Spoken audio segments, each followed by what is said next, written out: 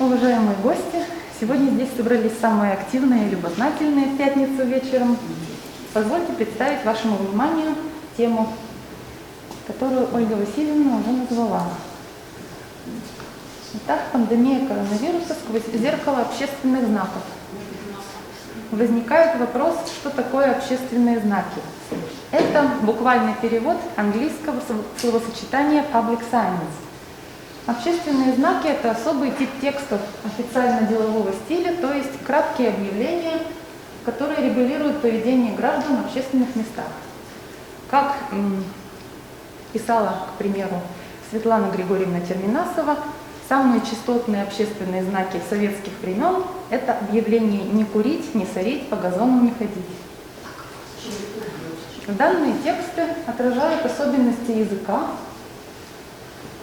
и менталитет народа, помогают понять культурные нормы и ценности общества. Доклад будет сделан по научной статье, у которой 3 соавтора, одна из которых, Наталья Александровна Пронина, работает во Франции и любезно помогла в сборе французских знаков. Также коллеги из Германии предоставили материал «Общественные знаки» из города Лейпциг, Германия, и примерно половина из 500 объявлений были собраны в городе Ижевске.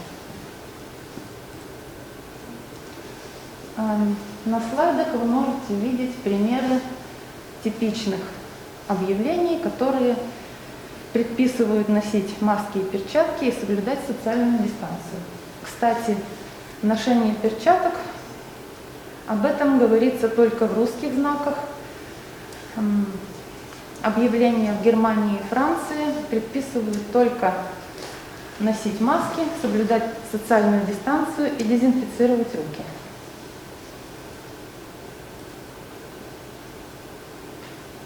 А немецкие знаки часто содержат перевод на английский язык, так как он очень популярен в Германии.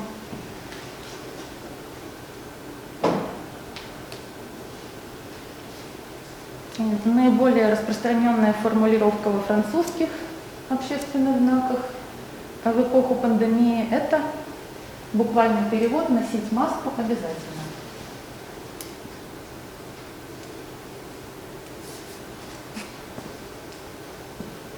Мы могли уже заметить в предыдущих примерах, что в общественных знаках отражены реалии эпохи пандемии, такие как маска, либо средства индивидуальной защиты и масочный режим.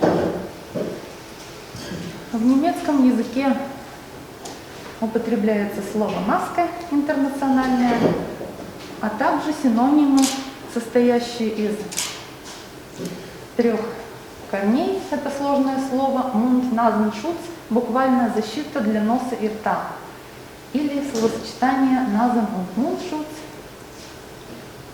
также Mund-Nasen-Bedeckung. Масочный режим переводится на немецкий сложным словом «Maskenpflicht», то есть буквально обязанность носить маски.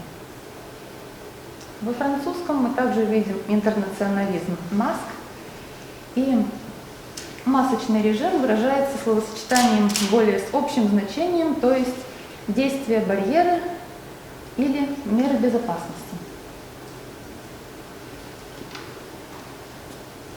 В построении, в содержании каждого из этих знаков прямо или косвенно присутствует, во-первых, от кого исходит предписание, субъект власти. Это может быть государство, правительство, Роспотребнадзор, здравоохранение Франции, правительство федеральной земли Саксония, где город Лейпциг находится, администрация Удмуртской республики или администрация конкретного предприятия, магазина, кафе, почты и так далее. Предписание обращено к адресату. Адресатами являются покупатели, посетители, клиенты. Ну и предписание, все мы их знаем. Даже на дверях этой замечательной библиотеки висит объявление, предписывающее входить в маске. И в данных текстах применяются определенные стратегии воздействия. они делятся на две группы. Воздействие на интеллектуальную сферу. Это может быть информирование адресата о правилах. Данная стратегия не предполагает навязывание кому-то чьей-то воли. Она говорит о правилах общих для всех. Также используется ссылка на субъект власти, например, главу администрации или администрацию магазина.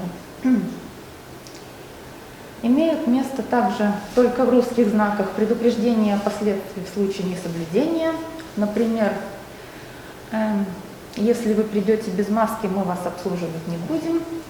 Единичные есть примеры, предупреждающие о возможности штрафа, если придет проверка и увидит посетителей без масок. И стратегии воздействия на эмоциональную сферу могут быть также разнообразными. К примеру, демонстрация дружелюбия и уважения в обращениях к адресату, выражение заботы о здоровье адресата, вежливая просьба и, что характерно скорее для западных текстов данного типа, призыв к единению перед опасностью пандемии.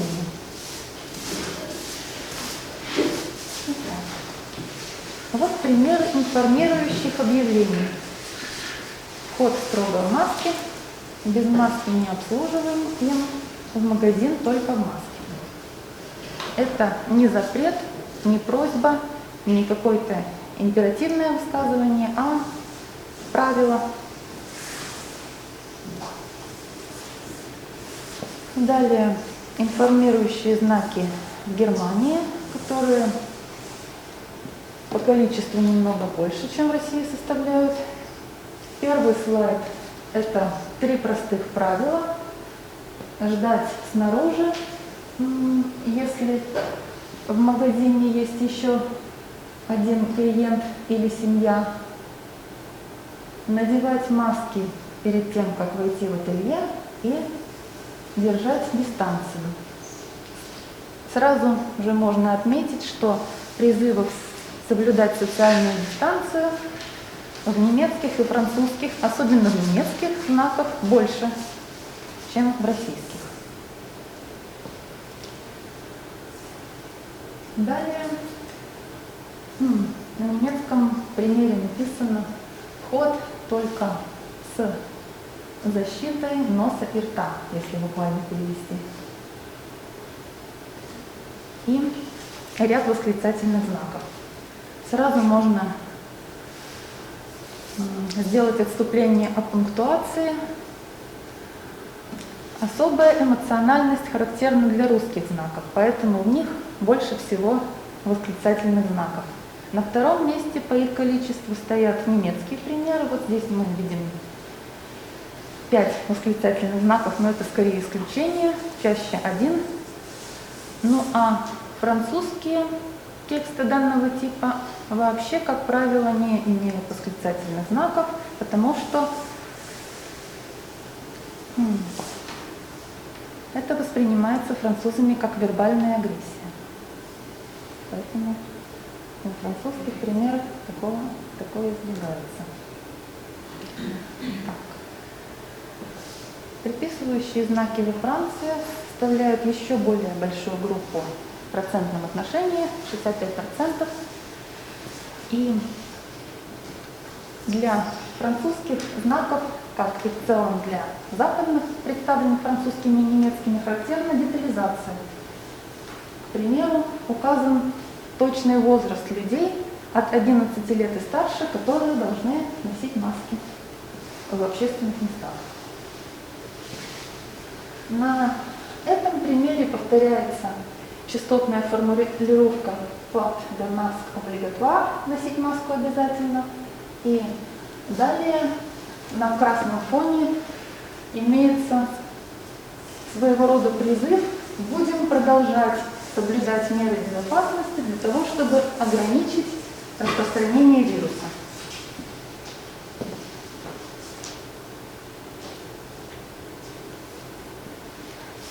Продолжение темы информативных общественных знаков Здесь размещены примеры информирования о запрете. Или можно назвать их просто запрет. Знаки, в которых есть слово «запрещено», выявлены только в русском материале. Как вы думаете, почему? Авторитарное государство. Возможно, и это тоже, но ведь Германия также была авторитарным государством. Из менталитета русских. Вероятно. Может быть, из-за того, что русские не отличаются законопослушанием, и для того, чтобы русский понял без вариантов, что нельзя так делать, нельзя входить без маски, нужен эксплицитный, явный, прямой запрет. Однако, чаще всего запрет сопровождается какой-либо еще стратегией воздействия. Вот здесь вообще получился юмор. Это дверь магазина «Хозяйка». Там была табличка «Приходите к нам еще», а когда началась пандемия, добавили вторую табличку «Вход без маски запрещен». Получилась рифма. На втором примере запрещающее высказывание сопровождается уважительным обращением, уважаемые покупатели, и ссылкой на субъект власти, распоряжение главы Удмуртской республики Бричалова.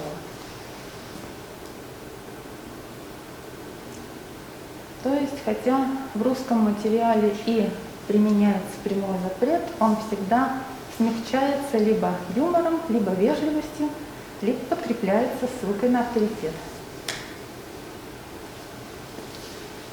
Запрет, однако, может быть обращен не только к самим адресатам, покупателям и посетителям, но и объявления бывают сформулированы так, что нам, продавцам, к примеру, официантам, запрещено обслуживать вас, клиентов, без маски. Поэтому, пожалуйста, носите маски, соблюдайте дистанцию, будьте здоровы.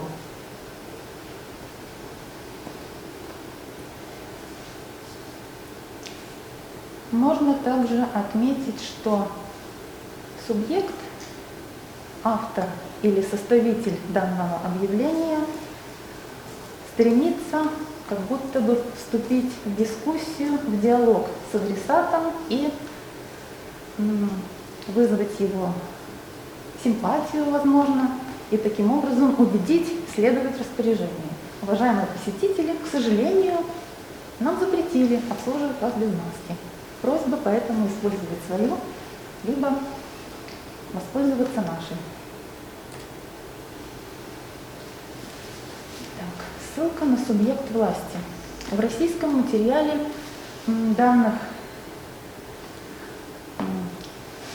тематических блоков довольно много, 35%.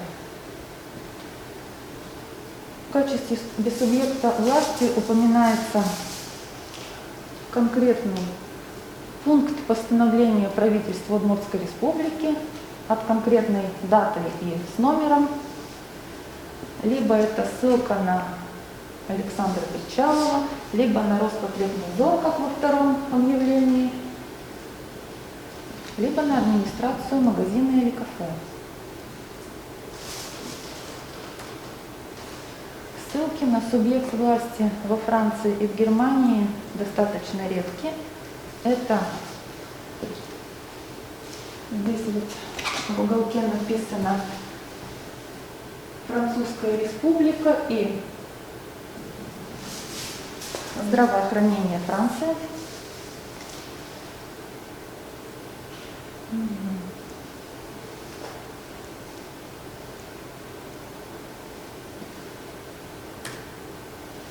А в немецком материале ссылок на субъект власти вообще не было выявлено. Но существует еще такое отличие русских объявлений от западных.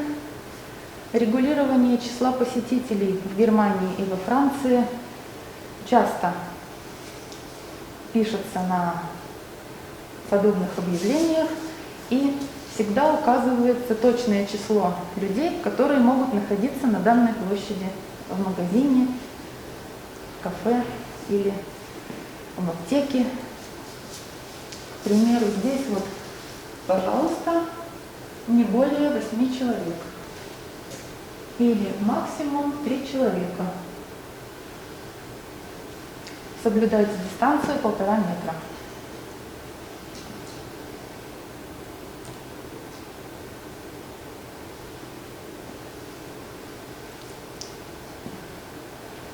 Здесь мы можем видеть примеры французских объявлений. Максимум 4 человека в нашем магазине написано на знаке слева. И также предписывается держать дистанцию, которая точно обозначена 1 метр.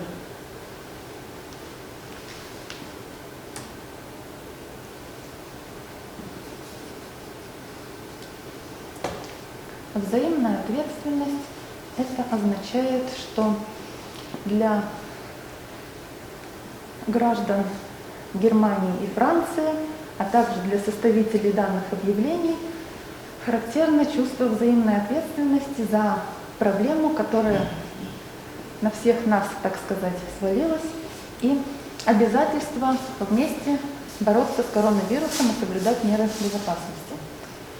К примеру, на немецких знаках на этом слайде написано «Помогите победить корону» и защитите таким образом также себя и свою семью.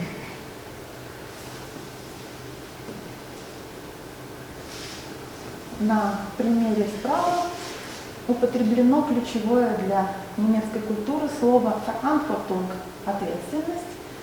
И надпись здесь гласит: взять на себя ответственность, держать дистанцию 1,5 метра. Спасибо.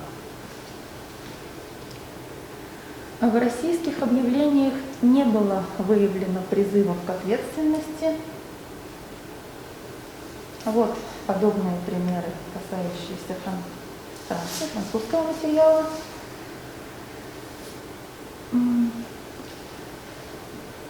Защитим друг друга, чтобы хорошо путешествовать вместе. Спасибо за то, что вы соблюдаете дистанцию. Все несут ответственность. Здоровье – это ответственность каждого.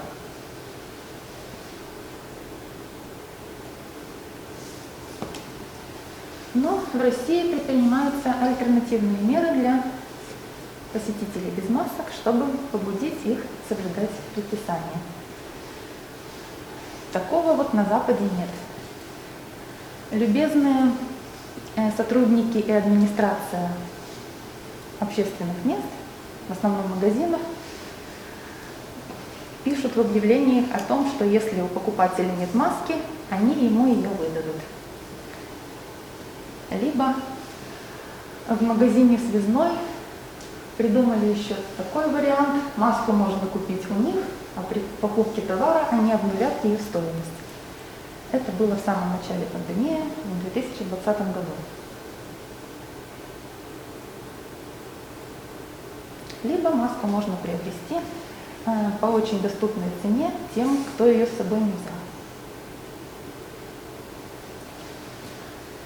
В предыдущих примерах мы могли видеть, что некоторые из них снабжены обращениями, и в основном это русские, а некоторые представляют собой просто текст. В немецких и французских объявлениях обращений мало. Поэтому вариативность русских обращений достаточно велика. Это могут быть уважаемые покупатель, посетитель, клиенты, детализированное обозначение посетителей по социальной роли, либо дорогие покупатели, гости, друзья. В немецком это в буквальном переводе на русский язык уважаемые или даже дорогие клиенты, а во французском чаще, чем в двух других языках, используется политкорректное обращение уважаемые клиентки на первом месте, женщины, уважаемые клиенты.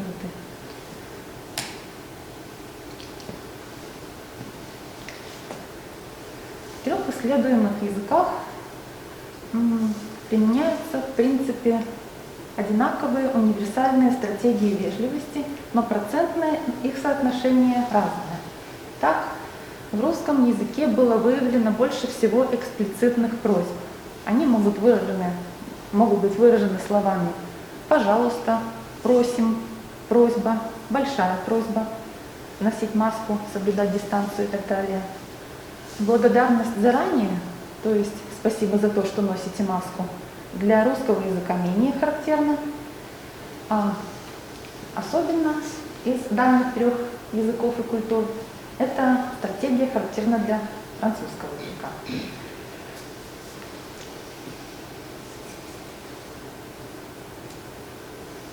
И также в анонсе моего доклада были заявлены креативные примеры данных текстов. Что касается креативных знаков в России, отступающих от официально-делового стиля, вот примеры, выдержанные в стиле советских агитационных плакатов. «Без маски не ходить» и агитка, похожая на те, которые в свое время сочинял Маяковский: «Гражданин, ты не один, надень маску, кругом карантин».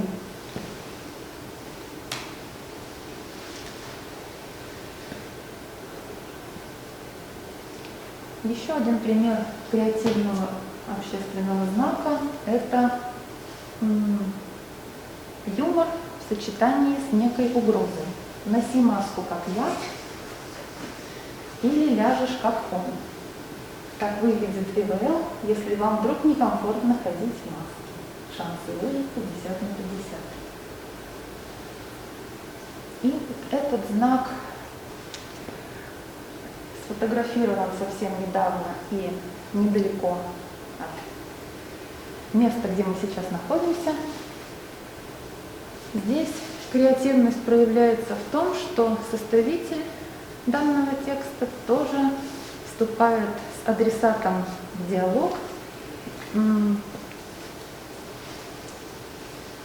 выражает согласие с ним. Вы можете думать о коронавирусе что угодно, мы, возможно, думаем точно так же, но без защитных масок мы не обслуживаем.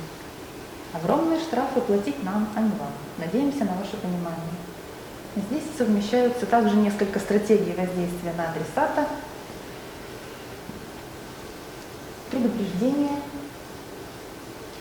вежливое обращение и надежда на понимание. Креативные знаки в Германии и Франции имеют нечто общее между собой, а именно имеются знаки, обращенные конкретно к детям. Считается, что таким образом у детей воспитывается самостоятельность и гражданская ответственность и законопослушание. К примеру, это знаки с использованием образа Бэтмена или супергероя. На этом примере написано: «Привет, Бэтмен, и ты тоже. Обязанность носить маску». А здесь обязанность носить маску не только для героев, но также и здесь у нас.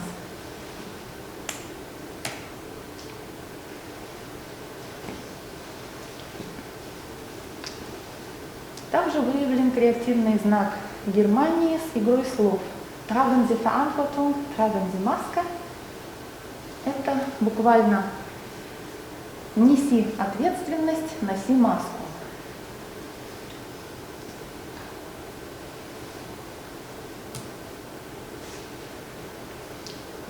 Креативные знаки во Франции, возможно, не наиболее креативные из всех 3 рассматриваемых культурах. Надпись под первым примером переводится: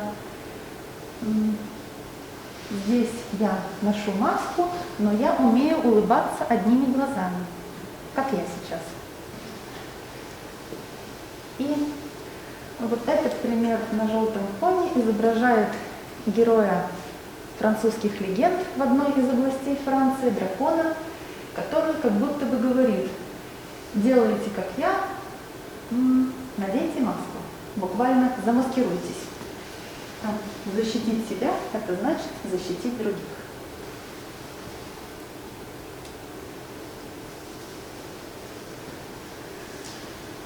Данный пример также представляет собой игру слов.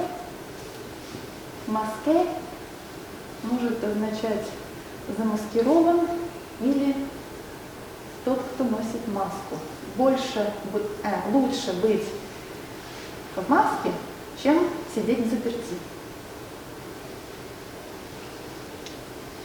Буквально лучше быть замаскированным, чем запертым.